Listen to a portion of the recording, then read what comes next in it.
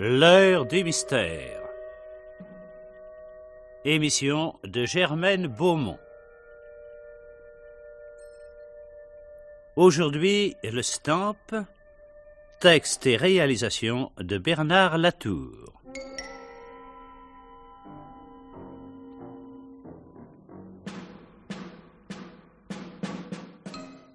Tiens, vous êtes encore là? Vous sortez comme un diable de sa boîte. Je ne soupçonnais pas du tout que vous étiez dans l'avion. Non, je ne vous voyais pas. Eh oui, je viens de réparer la manette des gaz sur ce Stamp. Sur ce quoi? Sur ce Stamp. Ah, c'est le nom de l'appareil? Oui, c'est le seul de cette marque que nous possédions au club. Vous êtes mécanicien ici? Un mécanicien, un chef. Hein? Dites-moi, vous avez des responsabilités? Je pense bien, dites-donc, quand un gars est en l'air, il s'agit pas de s'apercevoir qu'on a oublié une goupille. Hein? Et vous, vous avez l'air d'aimer l'aviation, hein? Puis ce matin, là, je vous vois, vous vous promenez autour des hangars, vous... Oui, j'aime l'aviation. Vous voulez peut-être apprendre à piloter? Oh non. Un petit baptême de l'air, là? Il y a longtemps que c'est fait. Ah bon? Bon, alors, en dehors du terrain des pistes, vous êtes libre, vous faites ce que vous voulez, vous vous baladez où vous voulez. Mais n'oubliez pas, interdit de fumer près des hangars, hein? Non, je n'oublie pas.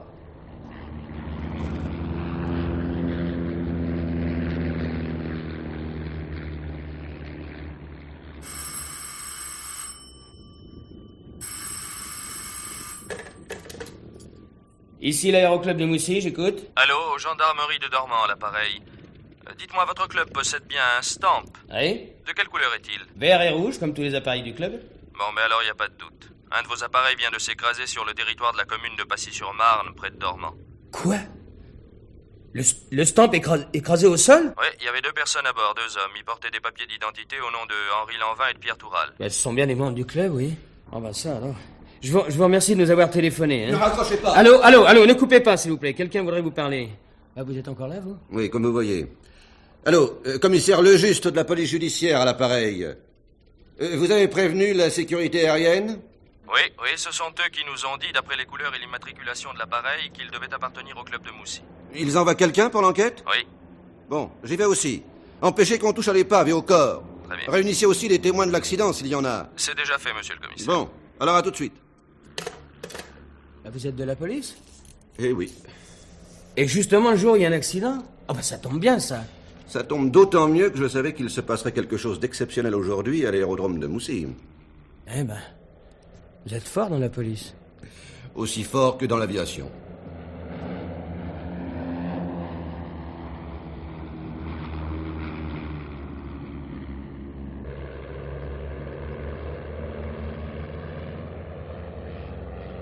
Comment est le Stamp? Presque à la verticale. Le nez piqué dans le sol.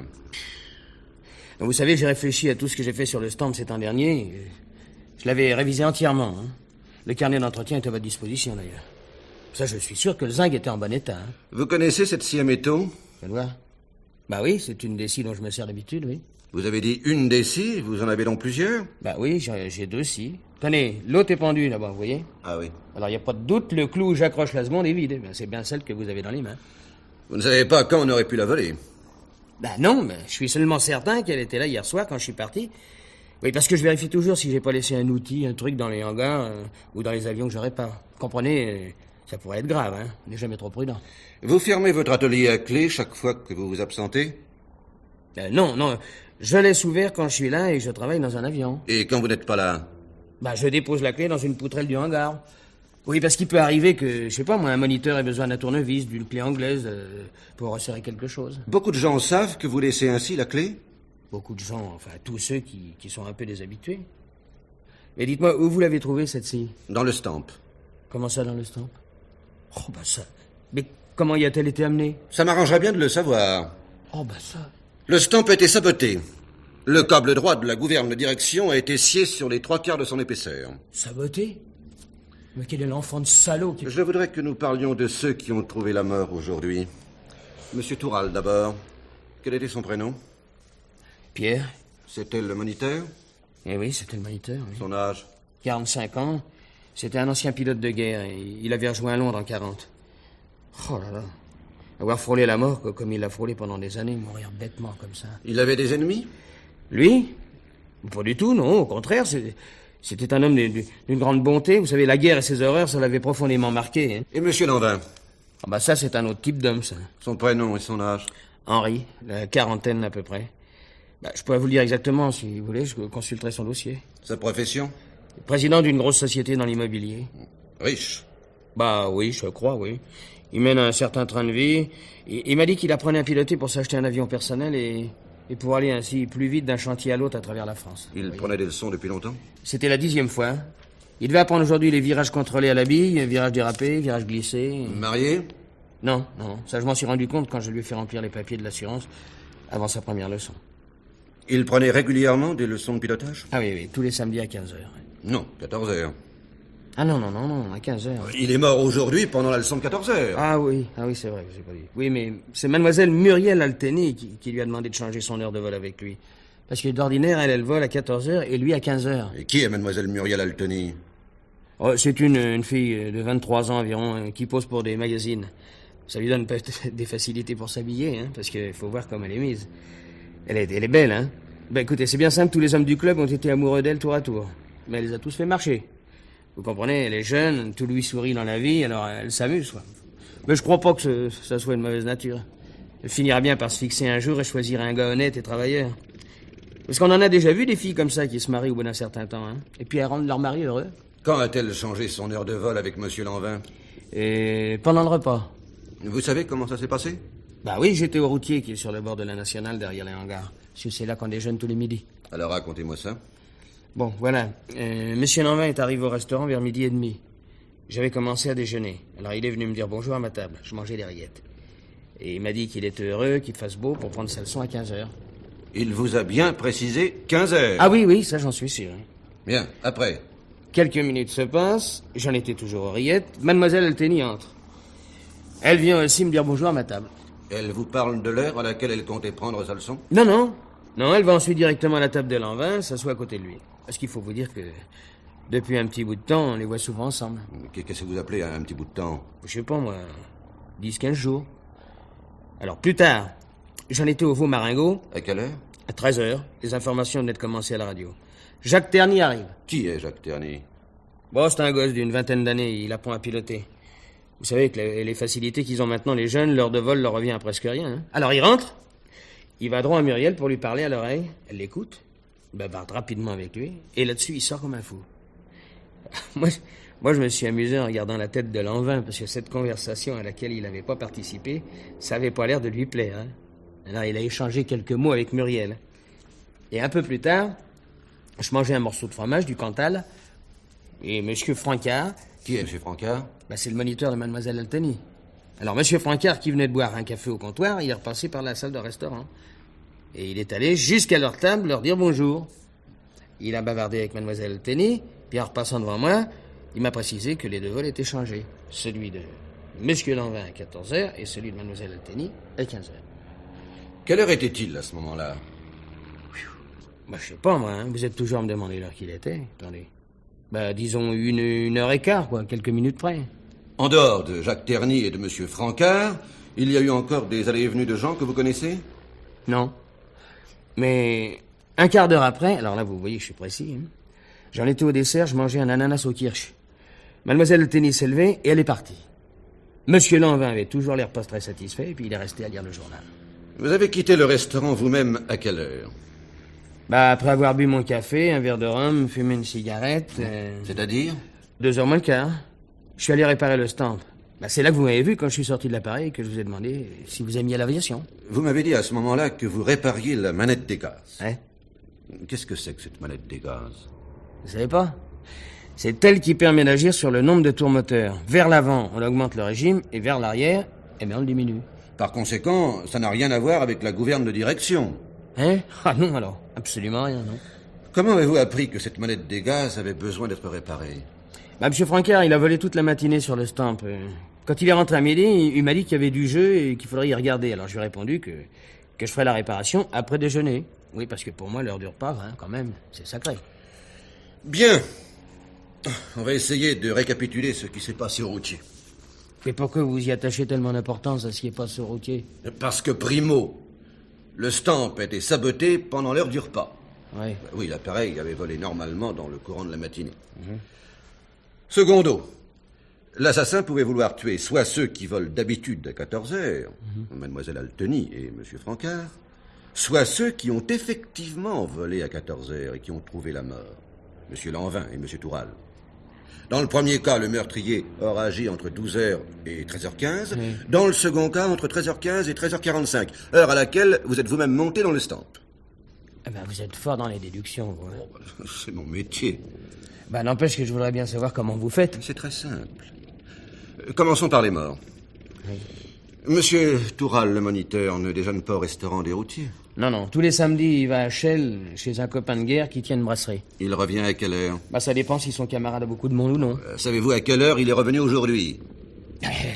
Comment je pourrais le savoir, parce que j'ai pas quitté le restaurant pendant le repas, moi. Ah oui, très juste. Bon. Monsieur Lanvin, maintenant. Oui. Il arrive au routier vers 12h30. Il déjeune avec Mademoiselle Alteny en votre présence. Il est encore assis à sa table quand vous quittez la vôtre. Il ne s'est pas absenté. Exact. Oui.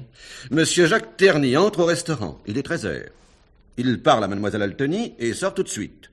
On ne le reverra pas. Oui, c'est ça. À 13h15, Monsieur Francard, le moniteur habituel de Mademoiselle Alteny, traverse le restaurant venant du bar. Il bavarde avec son élève.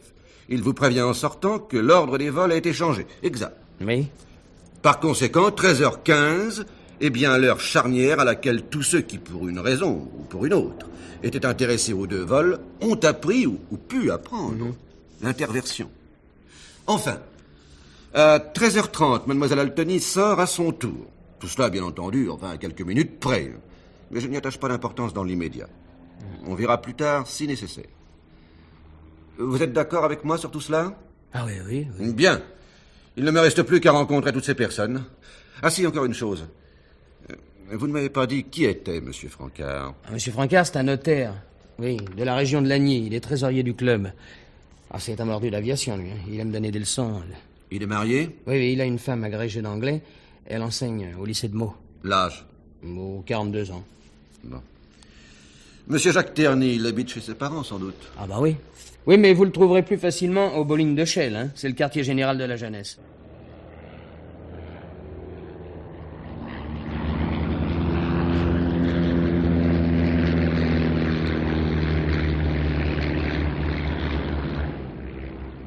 Je préviens tout de suite, j'aime pas la police. Pourquoi? Dès qu'il y a un coup dans la région, les flics sont persuadés que ce sont les jeunes qui l'ont fait. C'est la descente au bowling, la vérification des papiers, les enquêtes chez les parents pour connaître l'emploi du temps, les indications données par le patron du dancing qui est un mouchard. On en a marre. Un de ces jours, les jeunes du coin vont se fâcher, changer tout ça. Tu n'as jamais été arrêté, toi? Si. Qu'est-ce que tu avais fait? C'était à Chenières, un village à 10 km d'ici. Le jour de la fête communale, le garde champêtre nous reprochait de faire trop de bruit avec nos motos. On l'a balancé dans la Marne. Il s'est noyé? Non, il y a quelqu'un qui l'a repêché juste à temps. Il y a que son képi qu'on n'a pas retrouvé. Tu vois que la police n'a pas tous les torts de s'intéresser aux jeunes. Moi, il n'y a qu'une chose qui m'intéresse. C'est la liberté. On n'est plus libre de faire ce qu'on veut. Tu fréquentes la maison des jeunes? Oui. Oh, ça, c'est chouette. Pourquoi? Bah, il y a des tas d'activités. Le cinéma. En ce moment, on tourne un film en muet avec les copains comme acteurs.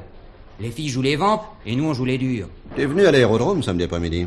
Oui. Tu prenais une leçon? Non. Le samedi après-midi, comme il y a toujours beaucoup de monde, c'est interdit aux jeunes qui ont des réductions. Alors, qu'es-tu venu faire? Bah, promener, passer un bout de temps. C'est tout? Ah oui, c'est tout. Qu'est-ce que vous voulez que je fasse d'autre? Tu connais Muriel Alteny? Oui. Non mais, tu la connais bien? Un peu. Qu'est-ce que tu en penses? C'est une jolie fille. Tu es entré au routier pour lui parler. Qu'est-ce que tu avais à lui dire? Et voilà les interrogatoires qui commencent. Alors, je suis pas libre de parler à Muriel si ça me plaît. Si. Mais le jour où il y a un sabotage d'appareil avec 2 morts à l'appui, figure-toi que j'ai moi aussi le droit de te parler, que ça te plaise ou non. Oh, ça va, vous fâchez pas. J'avais 2 mots à dire à Muriel. Quel genre de mots? Muriel, c'est une jolie fille. Elle est toujours habillée comme dans les magazines. Et puis elle a mon âge. Elle est jeune et elle pense comme moi. Elle me plaît. Alors? Je voulais lui parler, quoi. Oui, en somme, tu voulais lui faire la cour. Oui. Tu as fini de te fiche de moi? Pour ce genre de compliment, on ne va pas trouver la fille dans un restaurant où elle déjeune avec un monsieur. On attend d'être seul avec elle. Qu'est-ce que tu avais à lui dire? Rien. J'avais rien à lui dire. Si tu ne me réponds pas, je t'emmène jusqu'à mon bureau. On pourra y bavarder tout à loisir. Ça risque de durer longtemps. Muriel et moi, on était au mieux. Qu'est-ce que tu appelles au mieux? On a couché ensemble. C'est facile à comprendre, non? Faut vous mettre les points sur les i. Bon, ensuite. Tout allait bien. J'allais la retrouver la nuit chez elle, à Joinville. Et puis voilà, depuis quelque temps, je remarque qu'elle se détachait de moi. Et je me suis cassé le nez à plusieurs reprises devant sa porte. Au début de cette semaine, j'arrive, elle était là, il y avait de la lumière sous la porte et j'entendais rire. Je sonne, elle répond pas. C'est bien que je me dis, il y a quelqu'un de sa famille, je vais attendre que cette personne-là parte. 3 heures, j'ai attendu. Finalement, c'est cette canaille de Lanvin qui est sortie. Dès que sa voiture s'est éloignée, je suis monté chez Muriel. Elle a dû croire que c'était Lanvin qui revenait sur ses pas, qu'il avait oublié quelque chose. Elle m'a tout de suite ouvert. Alors là, la grande scène. Elle m'a juré qu'il n'y avait rien entre elle et Lanvin. Qu'il fallait que je la comprenne. Qu'elle ne pouvait pas empêcher les gens de l'aérodrome de lui rendre visite. Qu'elle m'aimait toujours bien. Le grand jeu, quoi. Puis une fois que j'étais un peu attendri, elle m'a mis dehors. Je me suis fait avoir comme un gamin. Ah, il faut dire aussi qu'elle s'est drôlement bien jouée la comédie. Tu l'as revue depuis? Seulement aujourd'hui. Raconte-moi comment ça s'est passé. Bah, il était à peu près 1 heure. Je m'arrête avec ma moto devant le routier pour regarder à tout hasard si elle était là, en train de déjeuner. Je la vois à travers la vitre, à côté de Lanvin. Il flirtait tant qu'il pouvait. Mon sang n'a fait qu'un tour. La garce, je me dis. Ah, elle m'a bien eu l'autre jour. Je suis entré, et je lui ai dit que je voulais absolument lui parler. Je lui ai demandé quand. Plus tard, elle m'a répondu. Là-dessus, elle s'est tournée vers Lanvin. J'ai bien compris que je pourrais rien en tirer. Alors je suis parti. J'avais les nerfs en plot. Me faire un coup comme ça, à moi. Ensuite, tu es allé au hangar. Ah oui? Comment le savez-vous? Je t'ai vu de loin, j'étais sur le terrain. Qu'est-ce que vous y faisiez? Ah, ça, c'est le secret de la police. Et toi? Qu'est-ce que t'es allé faire dans le hangar où était le Stamp? Quand j'y suis arrivé, tu n'y étais pas. J'ai pris une clé à molette dans l'atelier pour arranger la chaîne de ma moto qui s'était mise à sauter en venant à l'aérodrome. Je suis sorti par la petite porte derrière, directement sur la nationale où j'avais laissé la Honda. Tu as des témoins? Non. Tu pouvais aussi bien être planqué dans le Stamp avec une scie à métaux. Ah bah c'est ça! Bah, accusez-moi d'avoir saboté l'avion! Il y a 2 choses qui me paraissent bizarres dans ton histoire. D'abord, c'est que tu n'aies trouvé comme moyen de te calmer les nerfs que la réparation de ta chaîne de moto. Ça demande un peu de précision, ce travail, non? Oui, bah c'est pourtant ce que j'ai fait. Ensuite, tu entres comme ça dans l'atelier quand le chef mécanicien n'y est pas pour prendre un outil. Tu n'es pas moniteur, ni membre du conseil d'administration du club, que je sache. Moi, les principes, je m'assois dessus. C'est rien que des trucs de vieux pour empêcher les jeunes de faire ce qu'ils veulent. Comment t'es-tu procuré la clé d'atelier? Tout le monde sait bien qu'elle est planquée dans une poutrelle. Bien. Tu répares la moto. Et après? Je suis allé faire un essai sur la nationale pour voir si elle marchait comme je voulais. Seul? Évidemment, seul. Tu es revenu à quelle heure? Juste à 2 heures. Justement. La seconde chose qui m'ennuie, c'est que personne ne t'ait rencontré entre le moment où je t'ai vu pénétrer dans le hangar et le moment où tu es revenu à 14 heures. C'est bien pourtant comme ça que ça s'est passé. Soit. Tu reviens à 2 heures. Qu'est-ce que tu fais à ce moment-là? Je vais à l'atelier remettre la clé à molette. Et j'ai la surprise de rencontrer Muriel. Je la croyais prête à s'envoler, ou même déjà dans les airs. Comment s'est passée l'entrevue? Elle m'a dit qu'elle exigeait que je la laisse tranquille désormais. Et qu'il fallait bien que je me mette dans la tête qu'elle serait plus jamais à moi. Comment tu as réagi? Je l'ai traité. Oh, ça va, j'ai compris. Ensuite? J'avais plus rien à faire à l'aérodrome. Je suis rentré à Chelles. C'est là que j'ai appris sur mon transistor aux informations que le Stamp s'était écrasé au sol et qu'il y avait 2 morts. Encore une question. La porte du hangar qui donne sur la nationale, elle reste toujours ouverte? Le jour, oui. Martha la ferme à clé le soir. Je te remercie. Je crois qu'on se reverra. J'y tiens pas. Je suis sûr qu'on se reverra.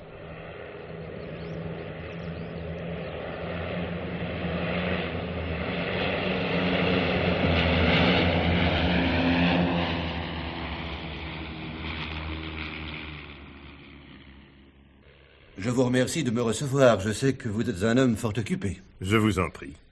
Je suis amené évidemment à enquêter auprès de toutes les personnes qui se trouvaient sur le terrain au moment où le Stamp était saboté.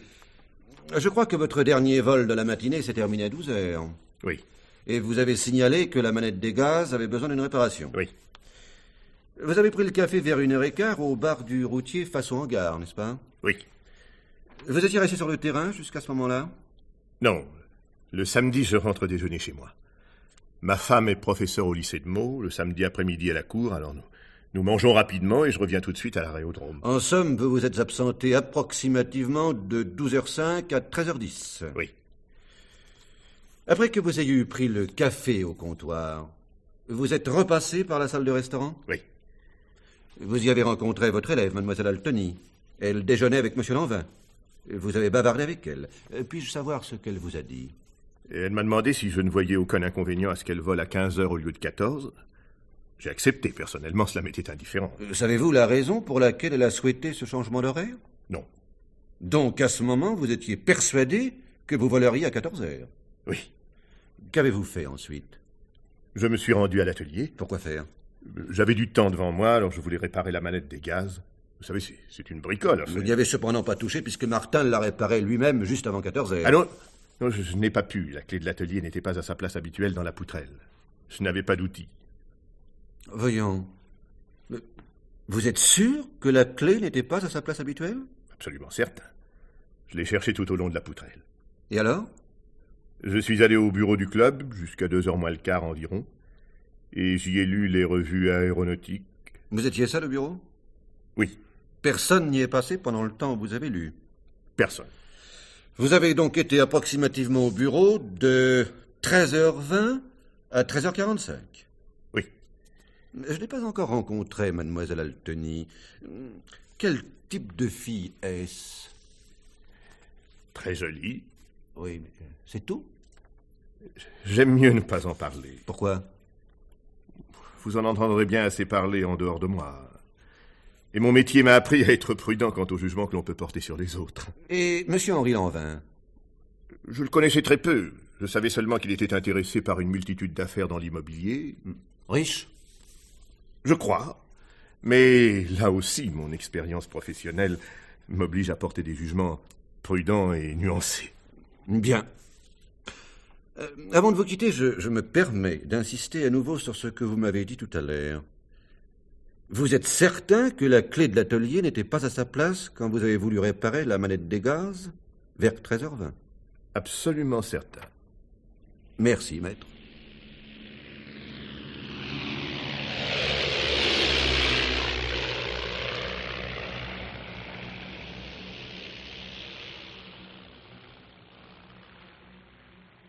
Vous vivez de vos revenus de mannequin?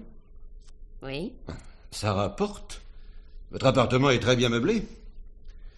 Vous avez une Jaguar, un manteau de vison. Il faut bien ça pour vivre, non?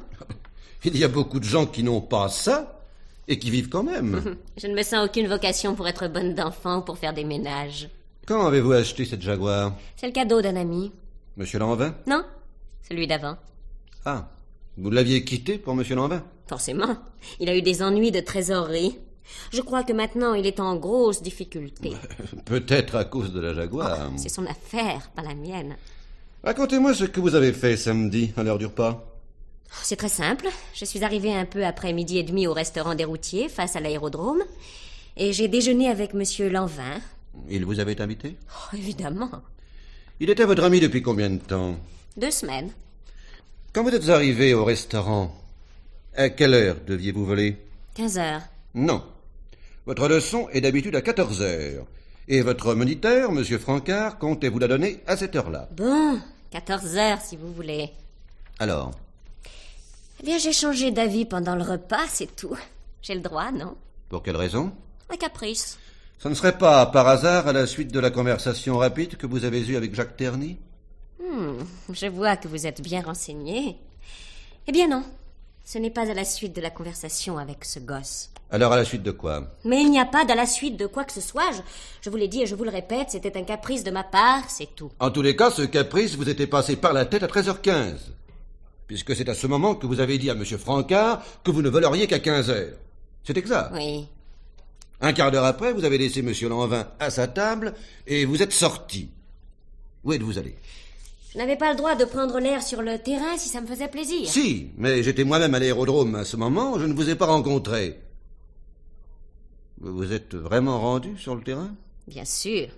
J'ai fait aussi un tour dans les hangars. Pourquoi? Pour voir les avions. Vous les connaissez déjà. N'empêche que j'éprouve toujours le même plaisir à les regarder. Je vais vous faire un aveu. Dans la vie, je n'aime guère que l'aviation. Vous n'avez rencontré personne dans les hangars? Non, tout était vide, même l'atelier. Pourquoi dites-vous même l'atelier? Parce que la porte était ouverte. Ça m'a étonnée, j'avais vu Martin en train de déjeuner au restaurant. Alors je suis entrée pour voir qui pouvait être dedans, mais l'atelier était vide. La porte de l'atelier était ouverte vraiment? Ou vous l'avez ouverte? Non, non, elle était ouverte avant que je n'arrive. Ah bien. Après votre passage dans les hangars et à l'atelier, qu'avez-vous fait? Je me suis promenée. Et vous n'avez rencontré personne? Non. C'est curieux. Qu'est-ce qui est curieux? J'étais moi-même sur le terrain, je ne vous ai pas vu. Tiens, vous étiez déjà à l'aérodrome avant que l'accident n'ait eu lieu? Oui. Bizarre. Donc vous vous promenez. À quelle heure revenez-vous vers les hangars? Vers 14h. À ce moment, vous avez rencontré Jacques Terny. Et vous avez bavardé ensemble. Que vous a-t-il dit? Oh, c'est de l'histoire ancienne. Mais elle m'intéresse quand même. Bon, j'ai eu la faiblesse de le recevoir à quelques reprises chez moi. Il ne veut pas comprendre que ce n'était que passager. Très passager. Déjà la semaine dernière, il m'avait importuné à mon domicile. Au restaurant, il m'a menacé de me faire la peau, selon sa propre expression. J'ai exigé de lui qu'il me laisse tranquille désormais. Il vous a vraiment menacé de mort? Oui, mais je n'ai pas été impressionnée entre les paroles et les actes. Ce n'est pas le premier que je plaque et qui se répand en invectives. Pourtant, depuis que je sais que le stamp a été saboté, je me demande tout de même si je n'étais pas visée. Pour quelle revue de mode travaillez-vous en ce moment? Je suis sous contrat exclusif avec l'Élégance française, tant pour leur édition française que pour leur édition américaine. Vous conservez les numéros dans lesquels vous paraissez? Je peux les voir? Si ça vous intéresse. Mais tout m'intéresse. Ils sont là, sur la tablette. Merci. Non mais je cherche le numéro 82 du 24 janvier. Ah bah tiens, le voici.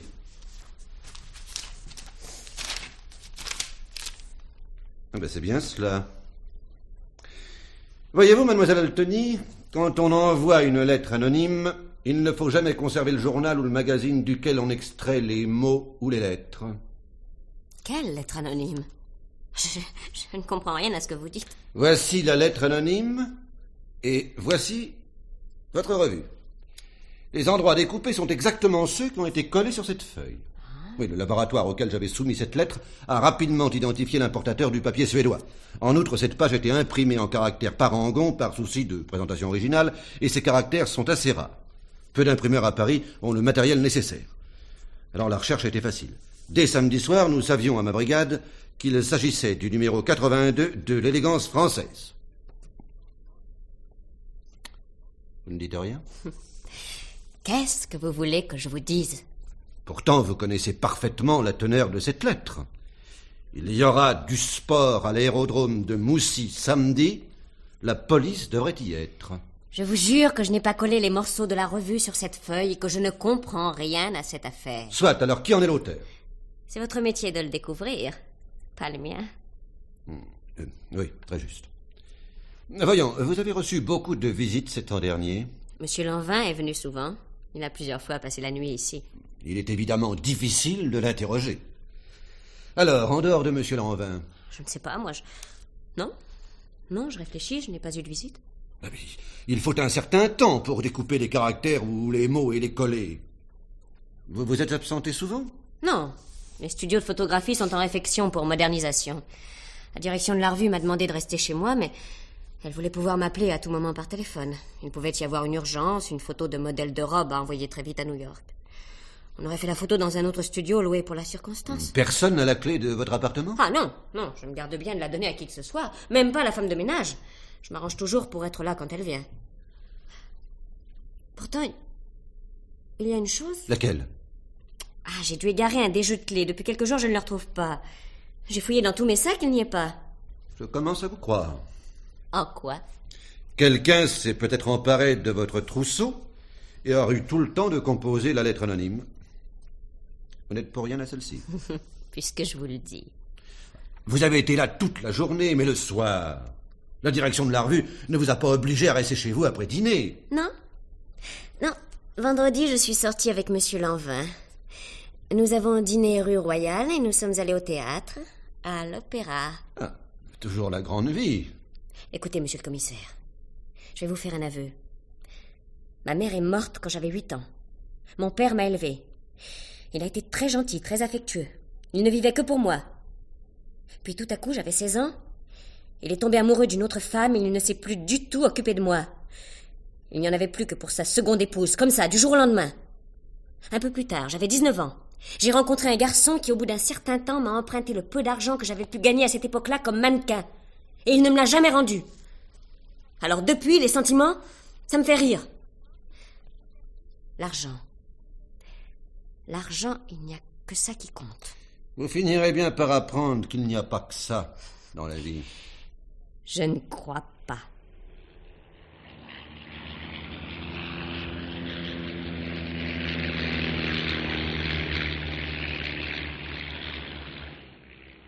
Tu prends ta leçon de vol aujourd'hui? Oui? J'attends que le Piper soit rentré. Tu travailles sur Piper maintenant? Bah oui, depuis que le stamp est détruit. Il faut bien. Quand tu as retiré un outil de l'atelier samedi pour réparer ta moto, qu'est-ce que tu as fait de la clé de la porte? Je l'ai remise à sa place, dans la poutrelle. Tu es sûr? Certain. Qu'est-ce qui me dit que tu ne mens pas? Je ne vois pas l'intérêt que j'aurais de vous mentir. Et la porte, tu l'as laissée ouverte ou fermée? J'ai refermé la porte derrière moi à clé. J'ai remis la clé dans la poutrelle. Et quand tu as rapporté la clé à Molette à 14 h? L'atelier était normalement ouvert. Pour une fois, je suis d'accord avec toi. Martin effectuait à ce moment-là la réparation sur le stamp et il était allé à l'atelier chercher ses outils. Alors, vous voyez bien que j'avais pas emmené la clé avec moi. Si j'avais gardé dans ma poche et qu'un des vieux du club veuille pour une raison ou pour une autre entrer dans l'atelier, ça aurait encore fait une histoire. Mais non, je l'ai remise à sa place. Vendredi, tu as quitté le magasin de tes parents à 17 h. Et tu es arrivé vers 22 h seulement à la maison des jeunes, où tu étais attendu pour tourner une séquence du film amateur que vous réalisez. Ah tiens, j'ai d'ailleurs appris que tu jouais le rôle de Kid l'Invincible. Félicitations. Tu n'es pas allé au bowling. Et le dancing était fermé à cette heure-là. Où étais-tu? En promenade. Seul? Oui. Où es-tu allé? Sur les bords de la Marne. Oh, dis donc, tu aimes l'orage. Vendredi, c'est le jour où il a tellement plu. Et à l'heure où on t'attendait à la maison des jeunes. Non, je vais te dire où tu étais. Bien à l'abri dans l'appartement de Muriel Alteny. Non. La concierge qui t'a déjà vu dans l'immeuble, et pour cause, a remarqué que tu passais devant sa loge vers 19 h. Les concierges. Ah, ceux-là alors. D'accord. J'étais chez Muriel. Mais j'ai rien fait de mal, hein. Ah, j'ai pas volé. Ah, il ne manquerait plus que cela. Voyons, premier point. Comment es-tu entré? J'avais une clé. Et comment te l'étais-tu procuré? Je l'ai prise le soir où je suis allé chez Muriel et qu'elle se trouvait avec Lanvin.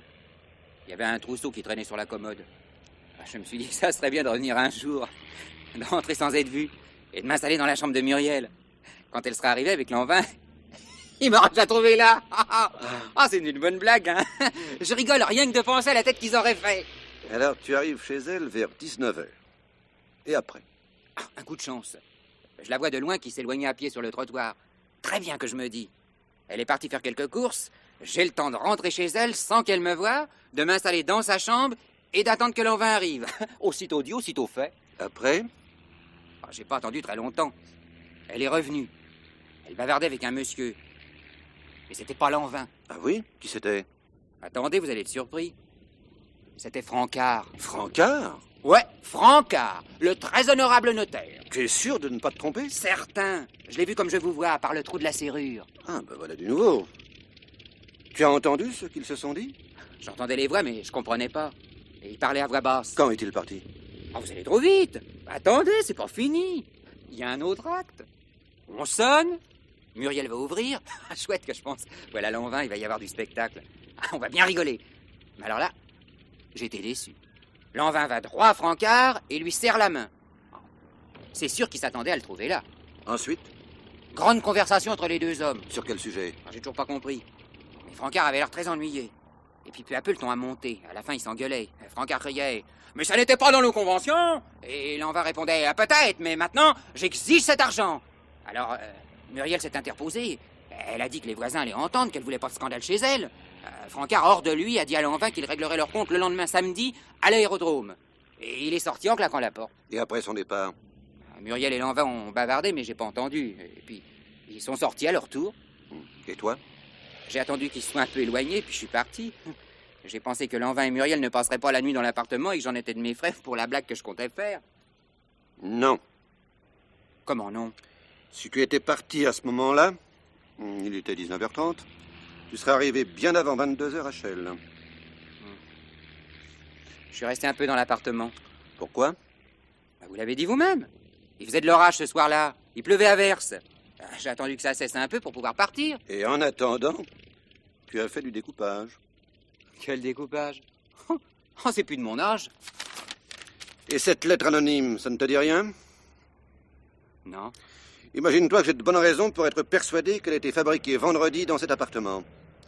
Alors c'est simple. Ou tu m'avoues que tu es l'auteur, ou je t'embarque jusqu'à ce que j'ai découvert celui qui a effectivement réalisé le collage. La garde à vue, tu sais ce que c'est? Ça va. C'est moi. Pourquoi? Lanvin et Francard avaient dit qu'ils régleraient leur compte le lendemain à l'aérodrome. Et alors? Je voulais que la police soit là et les embarque quand ils se seraient cassés la gueule. J'ai été déçu de ne pas voir au moins un quart de flic samedi à Moussy. Parce que tu t'imagines que deux hommes comme Maître Francard et le président-directeur général Lanvin règlent leur compte en se cassant la gueule comme tes copains de Shell. Mais écoute, je te croyais plus intelligent. Bah, Shell, quand on dit qu'on va régler ses comptes, on sait ce que ça veut dire. Et tu crois aussi que la police va déplacer toutes les brigades de la région pour une lettre anonyme? Oh non, mais écoute, tu me déçois de plus en plus. Et alors disons, pour un gars qui n'aime pas les indicateurs de la police... Oh, c'est pas pareil. La lettre était anonyme. Alors moi, je suis pas comme le patron du dancing, hein. J'aurais pas touché un sou pour ça. Mais en attendant, la police, t'es bien content de la trouver à l'occasion pour régler tes propres petites histoires.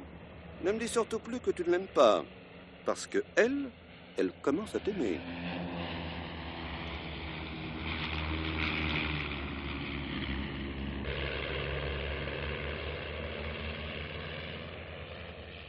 Maître, je vous dérange à nouveau. J'aurais besoin que vous me confirmiez ce que vous m'avez dit lors de notre première rencontre. Et la clé de l'atelier n'était pas à sa place dans la poutrelle quand vous avez voulu réparer le stand vers 13h15. Non, elle n'y était pas. Je suis amené aussi, n'y voyez aucune mauvaise intention, à vérifier l'emploi du temps dans la semaine qui a précédé le sabotage de toutes les personnes présentes à l'aérodrome samedi. Vous êtes demeuré ici? Vous vous êtes déplacé? J'ai été tous les jours de la semaine présent à mon étude. Et les soirées? Je les ai passées en famille. Avec votre épouse? Avec mon épouse. Même vendredi soir? Même vendredi soir. Madame Francard pourra me le confirmer à l'occasion. Attendez. Vendredi soir, je suis allé à Paris. Chez des amis? Non, au cinéma, aux Champs-Élysées. Seul? Oui. Mais en voilà des questions. Parce qu'un témoin affirme vous avoir vu à 19h chez mademoiselle Altony. Mais c'est absurde. De toute façon, mademoiselle Altony nous confirmera ce qu'il en est exactement. Attendez. Vendredi soir... Oh oui, effectivement, je ne m'en souvenais plus. Je suis passé chez elle. Pourquoi? Pour l'inviter à dîner et à m'accompagner au cinéma. Elle n'a pas pu. Sa soirée était déjà prise. Vous y avez rencontré monsieur Lanvin? Je vois que vous êtes bien renseigné. Effectivement. Vous avez eu avec lui une discussion d'affaires? Oui. Et vous ne vous souvenez plus de cette conversation? Cependant, si elle était d'affaires, elle devait intéresser votre étude. Oui, mais c'était à lointaine échéance. Elle n'entraînait aucun acte notarié précis dans l'immédiat. Croyez-moi, je ne règle pas les affaires importantes dans l'appartement de mademoiselle Altony. Évidemment. Cependant, Lanvin a exigé de vous une somme d'argent immédiatement. Votre témoin est bien renseigné? Ce ne peut être que mademoiselle Altony. Il n'y avait qu'elle dans l'appartement. Je ne pensais pas qu'elle parlerait, car son rôle n'est pas très beau dans tout cela. C'est bien. Maintenant, il n'y a plus d'espoir de cacher quoi que ce soit. Je vais vous dire la vérité. Muriel Altony a été ma maîtresse. Vous aussi? Oui. Comme vous dites, moi aussi. Quand Muriel Altony a commencé à fréquenter l'aérodrome, j'ai été bouleversé. Oui. Étant donné ma situation de famille et ma position sociale, je lui ai demandé de ne rien laisser supposer de notre liaison à qui que ce soit. Je dois reconnaître qu'elle a bien joué le jeu. Sa gaieté, l'insouciance de la jeunesse et, il faut bien le dire, son charme, j'ai eu enfin le sentiment de vivre. Ah, mais vous la connaissez. Elle a commencé à avoir certaines exigences et... Ça a été la Jaguar. Après différentes autres choses, oui. Vous avez puisé dans les fonds de votre étude. Oui. Ensuite? J'ai compris qu'il n'y aurait jamais de fin. Je me suis ressaisi. Mais le mal était fait, hélas. Alors? Quand elle a vu qu'elle ne pourrait plus obtenir de moi autant que ce qu'elle avait déjà obtenu, elle s'est peu à peu détachée. J'ai beaucoup souffert et j'en souffre encore. Mais les remords de ma conscience ont été les plus forts. Je l'ai laissé partir vers un autre. Vers Lanvin. Aïe. La raison de votre discussion avec Lanvin? J'y arrive. Évidemment, mon acceptation de la séparation d'avec Muriel ne s'est pas faite du jour au lendemain. Je tenais, et je tiens encore à elle. Mais j'ai commis l'erreur de lui parler de mes crises de conscience vis-à-vis de ce que j'avais fait pour me procurer les fonds nécessaires à ses exigences. J'étais d'autant plus angoissé que je m'attendais à une inspection de routine de la chambre des notaires à mon étude.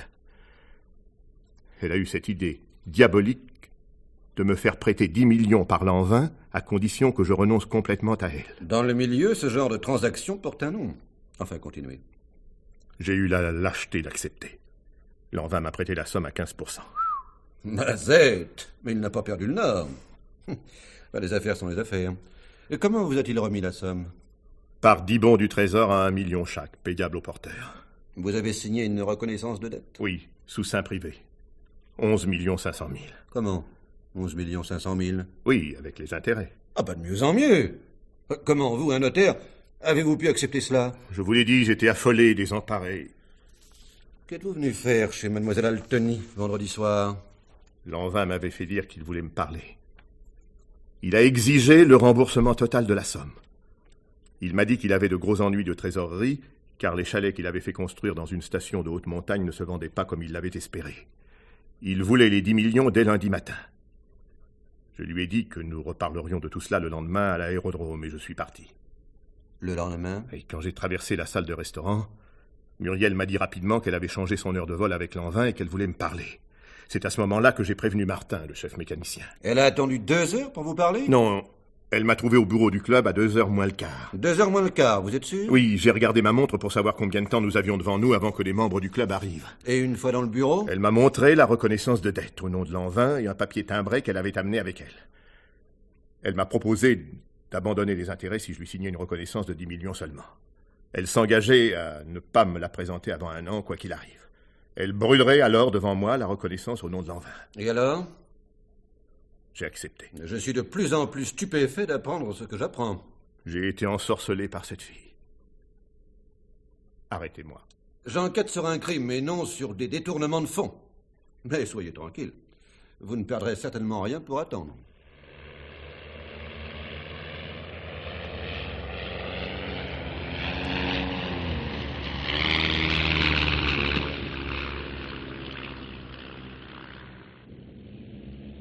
Je n'irai pas par 4 chemins. Vous avez retrouvé M. Francard au bureau du club samedi à 2h moins le quart. Cette rencontre faisait suite à une autre rencontre qui s'était déroulée dans votre appartement la veille au soir avec M. Lanvin. Exact? Puisque vous le dites. Pourquoi ne m'en avez-vous pas parlé? Parce que ça ne vous regarde pas. Si, ça me regarde. Et je sais la cause de votre silence.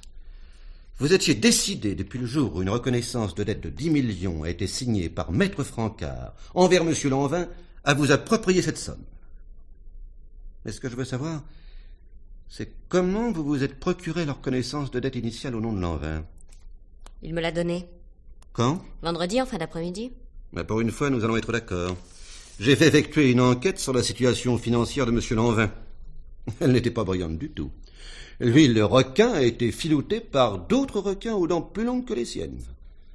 Il attendait une mise en demeure d'une banque d'affaires franco-suisse qui jusqu'ici l'avait couvert, mais qui venait d'être mise au courant de diverses tractations pour le moins louches. Vendredi après-midi, peu avant la fermeture de l'agence de la BNCI aux Champs-Élysées, il a retiré la presque totalité de l'argent qui était à son compte, ainsi que tout ce qui se trouvait dans un coffre privé. Exact? Comment voulez-vous que je sache? Il était accompagné d'une femme dont le signalement, d'après les employés de la banque, correspond étrangement au vôtre. Je n'étais pas avec lui et j'ignore tout de cette histoire. La reconnaissance de dette était dans le coffre avec les autres valeurs. Et le tout est maintenant ici, chez vous, caché. Non. Je puis ménager une confrontation avec les employés de banque. Mais je puis aussi appeler sur le champ la préfecture de police. Mais nous allons effectuer une perquisition en règle. Ça fera un peu de bruit si nous sommes obligés de démonter les lames de parquet. C'est bien, vous avez gagné. Vous n'avez qu'à passer la main par la trappe de vidange de la baignoire. Parfait. À propos, nous avons découvert chez Lanvin 2 billets d'avion pour Buenos Aires, à son nom et au vôtre. Je n'ai pas le sentiment que vous effectuerez prochainement ce voyage touristique. Vous vous imaginez que j'aurais suivi Lanvin là-bas? Ah, il aurait pu m'attendre longtemps à Orly. Je le méprise. Comme Francard, comme Terny, comme Martin. Tiens donc, Martin aussi? Oui, ça a été le premier quand je suis arrivé au club. Mais c'était d'une pureté. L'imbécile, il voulait m'épouser. Je les méprise tous, et je les hais. Et vous aussi. Mais c'est sans importance, mademoiselle.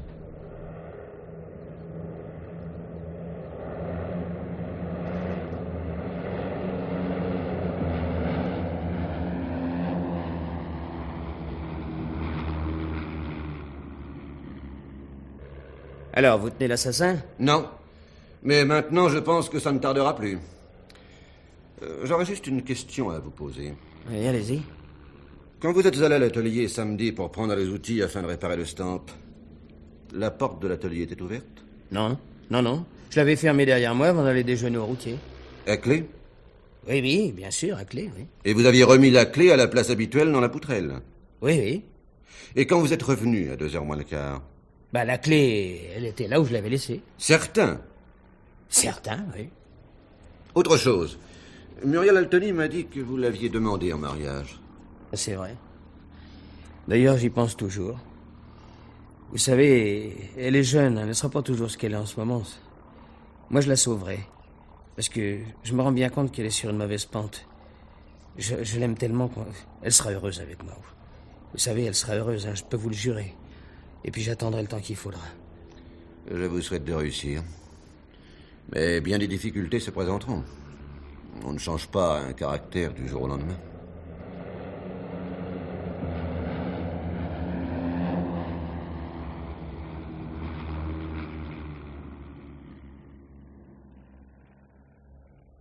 Alors, le juste, cette enquête à l'aérodrome de Moussy, où en êtes-vous?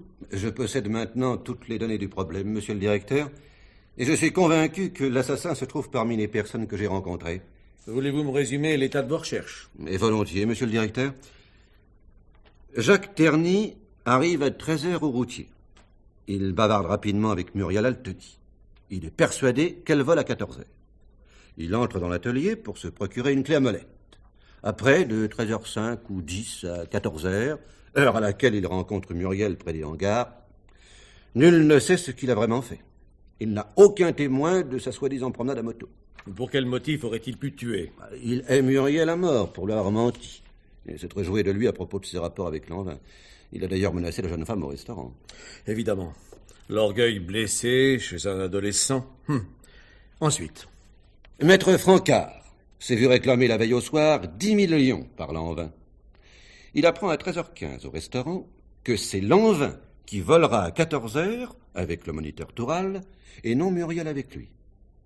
Entre 13h20 et 13h45, moment où Muriel le rejoint au bureau du club, nul ne sait vraiment ce qu'il a fait. Il faut noter que pendant ce laps de temps, il ignore que la reconnaissance de dette qu'il a signée à Lanvin est entre les mains de Muriel. Oui, c'est un homme aux abois. La mort de Lanvin, à ce moment, le libère pour l'immédiat d'un souci capital. Et mademoiselle Muriel Altony? Elle sort du restaurant à 13h30. Elle va au hangar et nous la retrouvons vers 13h45 dans le bureau du club. En 15 minutes, elle a pu scier le câble de la gouverne de direction. Oui. Quant au motif éventuel de son acte, si Lanvin meurt, elle s'approprie l'argent qui est chez elle. 3 millions, dirent les experts, et bien sûr sans compter la reconnaissance de dette, et alors comme elle n'aime que l'argent. Vous m'avez dit au début de l'enquête qu'il y avait un problème autour de la clé de l'atelier. J'y arrive. Reprenons ce problème dans l'ordre. À 13h, Jacques Terny la trouve à sa place habituelle quand il la prend pour ouvrir la porte de l'atelier. Il affirme ensuite avoir refermé la porte et remis la clé à sa place. Mais d'ailleurs, je ne vois pas pourquoi il mentirait. À 13h20, Francard, qui veut effectuer la réparation sur le stamp, ne trouve pas la clé. Un quart d'heure plus tard, à 13h35, Muriel remarque que la porte de l'atelier est ouverte. Elle entre et ne voit personne à l'intérieur. Enfin, à 13h45, Martin, qui vient remettre en état la manette des gaz, trouve la porte normalement fermée et la clé à sa place. Alors, qui est entré dans l'atelier et qui a saboté le stamp? Plus qu'une vérification sur place, et je vous amène l'assassin avant ce soir, monsieur le directeur.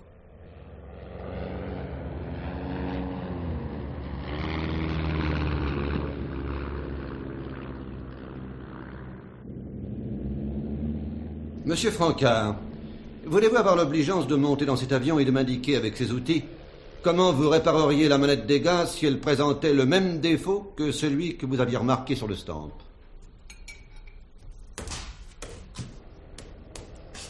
Bien, merci. Vous vous asseyez sur le siège et vous travaillez à la manette. Ce sera également votre position sur le stand. Oui, exactement la même. La manette est à hauteur de main, vous voyez? Il n'y a aucune autre position possible. Merci, vous pouvez descendre. Monsieur Martin, voulez-vous monter à votre tour dans l'appareil? Volontiers. C'est cela. Vous vous asseyez sur le siège. Vous avez bien opéré ainsi quand vous avez fait la réparation sur le stand. Oui? Je vous remercie. À toi maintenant. Tu montes aussi dans l'appareil. Pourquoi faire? Comme les autres, allez, dépêche-toi. Montre-moi comment tu effectuerais une réparation à la manette des gaz. Bien. Tu t'assois sur le siège. Évidemment. Faudrait un sage qui aime l'acrobatie pour faire autrement. Je te remercie, tu peux descendre.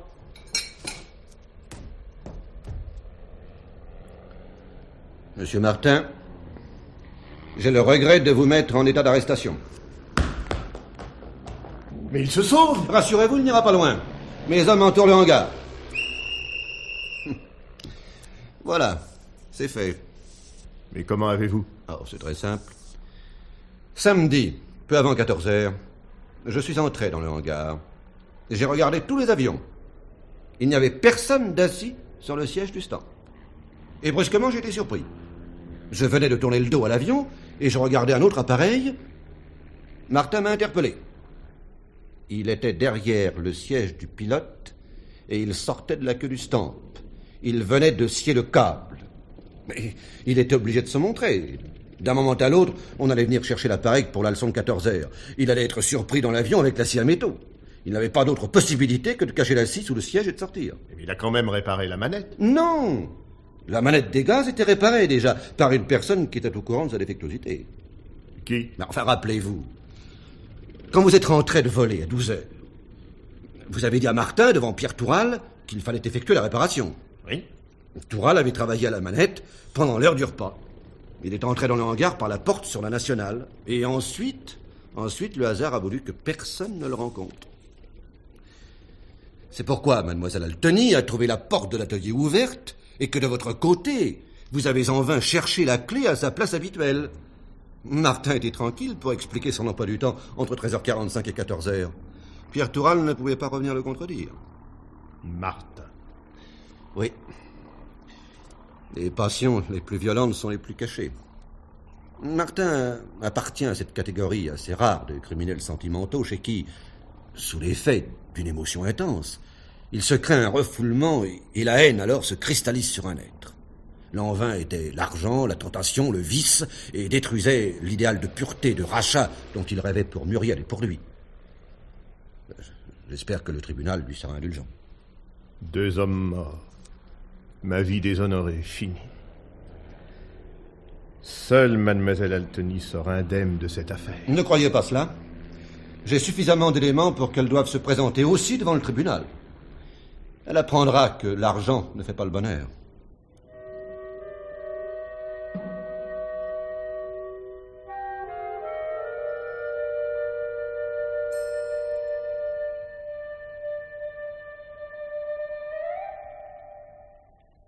C'était L'heure du mystère, émission de Germaine Beaumont. Aujourd'hui, le stamp, texte de Bernard Latour. La distribution était la suivante.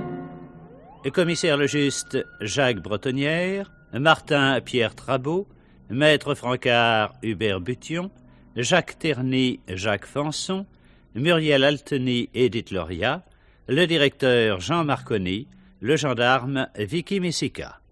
Prise de son René Cambien, Collaboration technique Bernard Denonin. Assistante Marie Vouilloux. Réalisation Bernard Latour.